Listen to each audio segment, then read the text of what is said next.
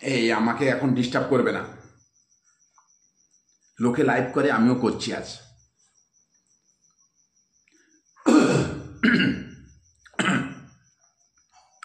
Disturb করবে না। হ্যাঁ গাইস, সবাই কেমন আছেন? তোমরা ভালো আছেন তো?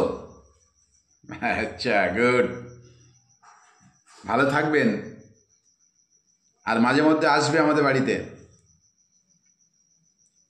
এই কেন আবার ডাকছো কেন? আমি তো একটা লাইভ করছি। ডাকছো? কে এসছে? ও, তোমার বাপের বাড়ি থেকে এসছে? তো বসতে বলো, বসতে বলো, আর জিজ্ঞেস করো আজকে থাকবে কি না। ও থাকবে বলছে? সর্বনাশ হয়েছে রে। এই আসবার সময় বাইরের দোকান থেকে চা খেয়ে এসছি কিনা জিজ্ঞেস করো না। না, তোমার চা করতে হবে তো। জিজ্ঞেস করো,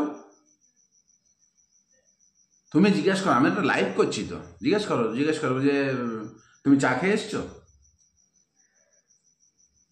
ও খেয়ে এসছে? বাহ বাহ, তুমি সত্যি অমায়িক লোক মাইরি, তোমার বাপের বাড়ির লোক। আর শোনো না, ওই আর একটা কথা জিজ্ঞেস করো না, যেখানে যদি থাকে ও লোক নিরামিষ খায় না আমিষ খায়। তুমি বলে দাও যে আমরা সবাই নিরামিষ খাই এখন। আমিষ অনেক দিন আগে উঠে গেছে। অনেক দিন বলতে আজ দুদিন খাই না, এটা দুদিন খাই না এটা বলো না, বলো অনেক দিন খাই না। হ্যাঁ বন্ধু, আমি একটু ব্যস্ত হয়ে যাচ্ছি মাঝে মাঝে। এই চুপ করো তো, কথা বলো না তো। সবসময় কথা বলছি, আমি একটা লাইভ করছি। লাইভ করছি তাই তো? হ্যাঁ, একটা লাইভ করছি। আর আবার কে এসছে?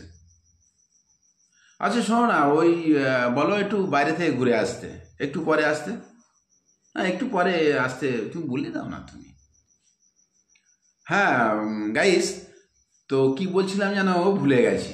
মানে মাথায় কোনো কাজ করে না, এরকম এত আত্মীয় স্বজন আসলে কি করে কি করব। প্রচুর আত্মীয় স্বজন আসছে। কেউ বাইরে থেকে চা খেয়ে আসছে, কেউ বাড়ি এসে খাবে বলছে, কেউ চলে যাওয়ার জন্য আসছে, বাড়ি এসে আবার থেকে যাচ্ছে। মানে মুশকিলে পড়ে গেলাম। তো গাই যা হয়ে যায় হোক, লোক কুটুম আসতে যাবে, আসবে যাবে। আমরাও যাই লোকের বাড়ি 2-4 মাস থাকি, সেটা কথা নাই। কিন্তু এ লোক তো মানে কালকে চলে যাবে বলছে। আজকে গেলে একটু ভালো হতো। আবার সেই খাওয়া দাওয়া ঝামেলা, কে করবে সব রান্না বান্না বলো? বাজারে কে যাবে? বাজারে গেলে তো আর শুধু মাছ নিয়ে আসা যাবে না, সঙ্গে একটু মাংস আনতে হবে। আর মাংসের যা বাজার চড়া।